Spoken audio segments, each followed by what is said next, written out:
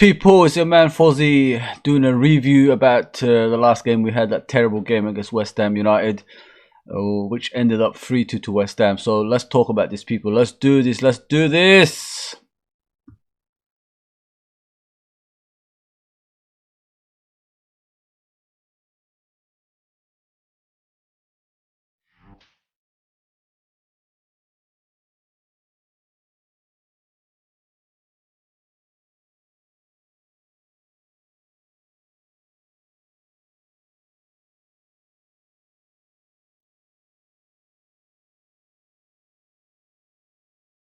Yes, people, welcome to LFC Red Forever channel. Please, before we start this stream, you know the house rules. Hit that subscription button, hit that notification button, and hit that like button.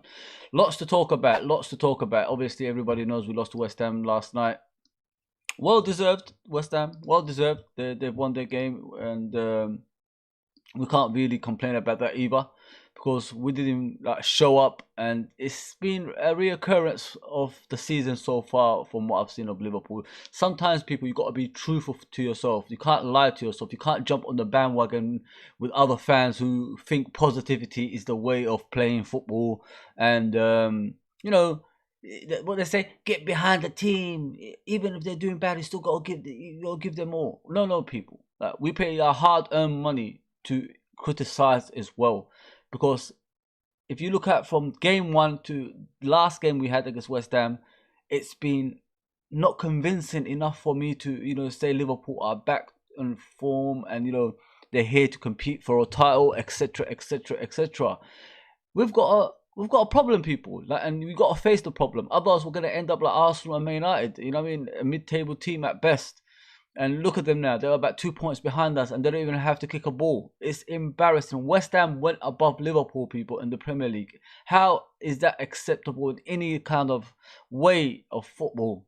You know what I mean? And we consider ourselves the elite of football. How can we be the elite if we're accepting defeats like this?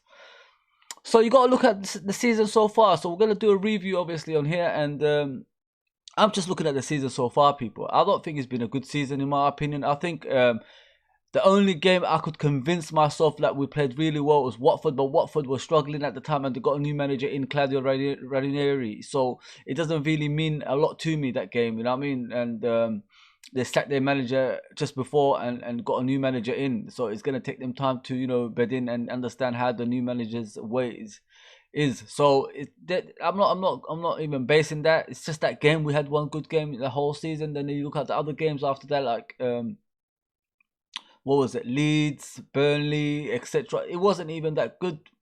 Come on, people, we drew 3 games at home this season. How is that right in any kind of way? Even like 2 against our rivals. 11 games gone, people, we conceded 11 goals as well. So every game we play, we concede a goal. Everybody, like, we was all like cheering, including myself. Van Dijk is back, Matip is back, etc, etc. All these top players are back, and we fooled ourselves. Honestly, we fooled ourselves. The undefeated one was a smokescreen of the issues we had in the first place. And if you're not telling that to yourself, then there's an issue with you as a football fan. I mean, if I was a manager, I would have said to these players, let's try win the league for these fans. They haven't seen us, lift the trophy all together at once. Let's just give it 100%, the extra, even if you come back from injury, just give it the extra mile for you, to win a game. We're not even doing that, people. We're not even scoring from set pieces. Forget about the free kick Trent scored. We take how many corners in a game? How many goals do we get out of it in all season, even in the Champions League? None. It's embarrassing, people. I'm sorry. It's so embarrassing. It's unreal. And sometimes the loyalty to players could be the detriment of your managerial skills. Because if you look at Kostas Tsimikas, he's been playing every game. Sorry, he played every game, and he's done nothing wrong. If you know what I mean, the games he played in, I'm talking about. He's done nothing wrong. But Robertson comes back in, doesn't create a goal, doesn't defend well, doesn't pass the ball to 3 yards, to someone from 3 yards, like accurately, unless it's a hospital pass. But he still gets in the team. Everybody loves Robertson. All of us do, for what he's done in the past. We're all in the bandwagon of Robertson, just like Gerrard we used to be. We have to be honest, though, people. In order for you to compete for titles, you have to be honest. When a player doesn't think the player next to him is like going to take his place, this is the performance you're going to get. And that's what Robertson is doing at the moment. He knows he will start tomorrow. So why am I gonna do that extra mile, that extra boost, the extra, and crunching tackle or whatever it is, while I know I could play tomorrow? The guy is tired. The guy is tired, people. He's played too many games since he's been here. I think he played every game so far, and it's coming to the point that he can't hack it anymore. And it's showing in the game. And people need to wake up to reality, man. I watched Liverpool far too long for me to, like, I'm one of those fans that keep watching games back and understanding how we work. And if you look at my live stream, I was doing the live watch along. It showed I was panicking from the first moments of the game because I knew what was to come. I'm not a psychic or anything, but I've watched Liverpool for far too long. It doesn't matter who the personnel is to understand that we ain't going to have a good game today. And I knew it when West Ham was out battling us in every aerial power, on the floor, second ball, third ball, first ball, whatever it is. They were out battling us in the midfield to the attack. The attack wasn't even in the game, people. That's how bad it is. They wasn't even in the game. And we're defending this nonsense. There's too much nonsense going on in this club. We didn't sign the right players. We got rid of a lot of players. But where's the signings that's coming in? None. So don't give me that, the squad we got, we need a thin squad. Klopp doesn't like a lot of players. No, every manager needs a strength and depth. How can you rely on... Let me ask you a question. How can you rely on injury-prone players that always let you down? How? How is that possible in any kind of walks of life? See, this is what I'm saying, people. We're relying on injury-prone players to do that extra bit, but they keep failing us on a regular basis, and it shows in these games. Okay, let me see the games we played this season so far, yeah? I'll go through the games we actually drawn this season, and then you could look at how similar it is to the games we drew and lost. It's so bad, it's unreal. I'm not even lying to you, people. Yes, we drew with Brentford in our second game of the season, 3-3. Yeah, that game we was ahead as well, but they showed they have to battle in order for them to win the game. What did we do? We just sat back. What a nice team. I said this before. We're just too nice. Like if a team goes for a crunching tackle, well, yes, all right. We pick them up and then put them back on the pitch. Let them play the game. That's how we are. They doubled up on Trent Alexander in that game 3 times and they scored 3 goals. Come on, people. Where's the analysis in this? Where's the actual people in the training ground that always look at things like this? Why do I have to mention these kind of things when there's team that get paid to do this, analyze all the issues we have? There you go. That's 3-3 that game ended. We should have won that game. We was ahead a couple of times. And then you go to the Man City game. We was ahead of that one a couple of times. And what happened? They picked us back. Same side. Milner playing on that side now. Same kind of results. 2 goals out of that. 2 goals out of 2 goals because of that side as well. It shows there's weak points in our game. All teams have to do is launch the ball across to each other. And then if they find a space in the wings, all they have to do is put it in a dangerous area. And Liverpool don't recover fast enough.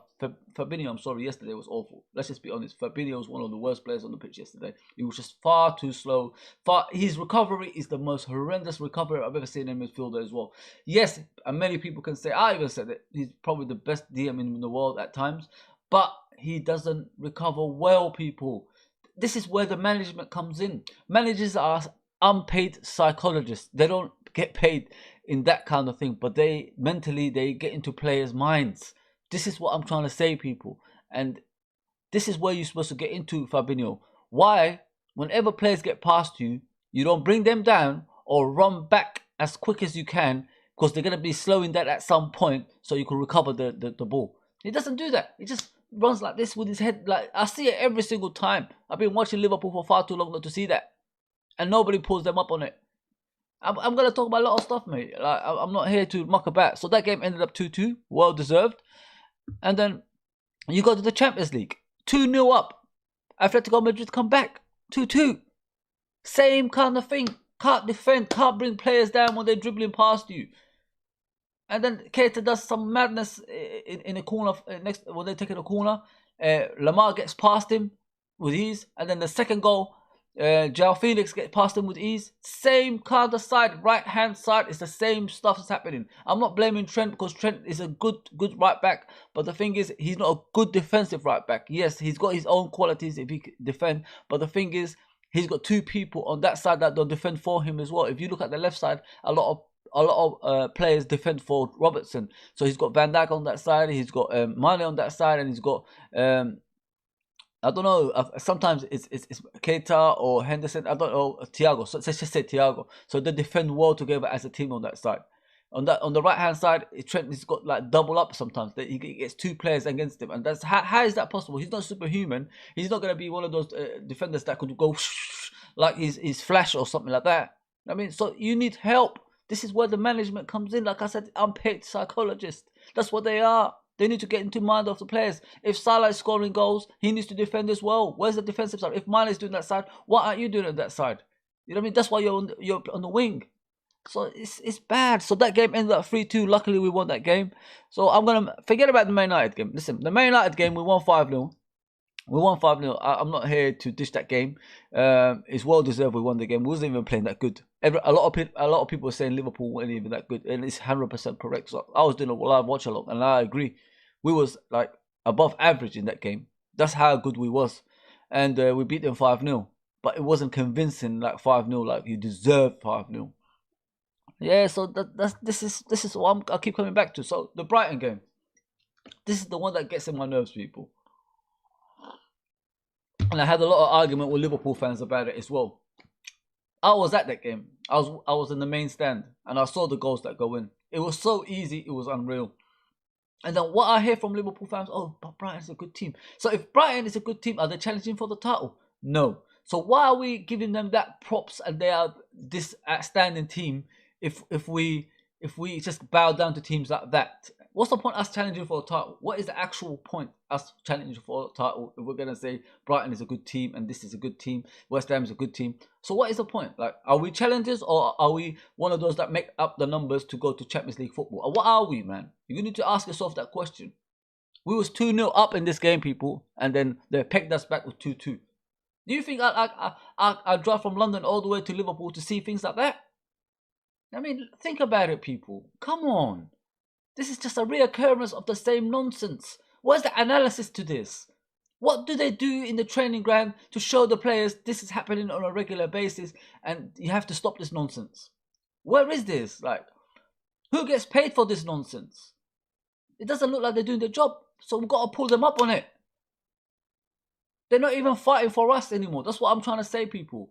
We missed a season that we won the Premier League. We couldn't even celebrate with the team. So I was expecting everyone to be back this season. Yes, the injuries are horrendous to come back from, but they don't have to play every game. Why can't we put Phillips sometimes? Why can't we put Gomez sometimes? Why can't we put Konate sometimes? You know what I mean? Let them bond the partnership that will be like a force in the future. You know what I mean? If we keep playing the same players who are tired again and again and again, this is the results you're gonna get. We don't fight anymore. We don't battle anymore. We don't do nothing on that pitch, people. We're just nice, you know. Like if someone takes a shot, we will turn around and let them take the shot. That's how we are. That's how we are. This is how bad we're getting to the point of like I can't watch this anymore, people. It's very, very hard watching this, and it's gonna be a season like this on a regular basis unless we put a stop on it. We haven't signed any players in the summer. That's down to the owners and the manager. Because if I was a manager, I would say, you know what? What's going on here? Are you going to be supporting me or not? You know what I mean? What's going on here? That's what I would say. But he hasn't said anything. He accepted this. So that's his fault. Every good manager would actually complain about things like this. And he hasn't. So you got to look into a lot of factors, people, man. And I'm really worried. I'm really, really worried the season, the way it's turning out. So we move on to the West Ham game. What can I say about it? We all saw what happened yesterday. We all witnessed what happened yesterday. Is that acceptable performance, people? Is this what we've become? And are we going to just say, oh, it's okay. You know, we're going to come back in the next game. We've been doing this the whole season. We win one game, we draw one game. We win one game, we draw one game. We win one game, we draw one game. This is how it's becoming. We batter Man United, we draw with Brighton. This is how it's it. You know what I mean? So how can you go to Old Trafford, batter Man United and draw with Brighton? How is that possible, people? And now we've got Arsenal next, who are on form, 2 points behind us. They beat us, they got above us. We go down that table every single time. How is this right, people? Wake up to reality. We're in shit at the moment, and the manager needs to get a grip out of this. I'm gonna move on to the manager now. What he needs to do is get rid of this loyalty to players. Just get rid of that, man. Enough. Wake up to reality. When your job is on the line, eventually, those players are not going to be there for you because they're not even trying on the pitch anymore. They don't give 100%. I don't see players running after other players and bringing them down or stepping on their toes or anything like that. They just let the game pass them by. You know, when the game gets to 70 minutes, Liverpool are losing or drawing, it's over. I've seen this so many times. It's over. Don't bother standing around. Go home. We're not going to score last minute goals like we used to anymore. It's over. And the manager, this is where he comes in. He needs to wake up to reality. Stop being loyal to players and play other players that's going to be competing for those positions. Because if that doesn't happen, those players are going to be so comfortable, they're not even going to give you 100% anymore. Yes, Klopp is leaving 2024. Listen, I've passed caring about that. I'm all about here and now. I've got to put my thoughts to it. If our manager is saying he's leaving 2024, what loyalty should we have for that? None. Because the team is in disarray. We're really bad, people. Wake up to this. We're really, really bad. I can't remember us, apart from that Watford game, having a good game all season. And it keeps happening again and again. And that West Ham game, it was our loss, the first loss of the season in all competition. And a lot of people are glad that came because it shows there was a lot of pressure on these players. They're not taking advantage of certain situations in the game. So now that loss is underway, what we have to do is claw back those points. Otherwise, we're going to be so far behind. We're not going to challenge for the league. We're not even going to challenge for top 4 because the likes of West Ham, Arsenal are coming up. I mean, we put ourselves in this situation. We stood still while these teams like Chelsea, Man United, I know they're not doing well, but I'm just giving an example. These teams improved their squad. What have we done, man? What are we doing? Nothing. And it continues this season in, season out in the last couple of seasons. It's wrong. It was just us and Man City not so long ago. Now there's about 3 more teams on top of that. We'll have to battle. Chelsea don't even have to win, people, and they'll still be in top of the league. Each time our rivals drop points, we drop points. Haven't you guys noticed that? We only win when our rivals win on a regular basis. Enough, man. Enough. I'm sorry. I know I'm having a rant, but I got to tell the truth. I've watched Liverpool for far too long to be all happy, jolly, holding hands down the street and, we're all together in this never walk alone. That's not you never walk alone. Like I've always said, the team has to be a mirror image of the fans. Even our fans don't even shout that much anymore. I was at Brighton game, we were so low because we just saw what was coming beforehand. We were so low, we couldn't even shout anymore. It was so bad. That team doesn't represent the fans. I'm sorry, people. The fans are always the #1 fans in the world, but we need a mirror image on the pitch as well. We could shout, we could out-shout other fans, we could outdo other fans, but if the team is not doing the same on the pitch, what is that point? We're just shouting for no reason, basically, in an empty room. Come on, man. Yes, people, please, sorry about the wrong rant. Like, share, subscribe, and comment, obviously, in the comment section down below. And we're on the road to 1,000, as it says on the top. So if you could help us out, much appreciated. If not, thanks for watching, and I'll see you soon. Take care, everyone.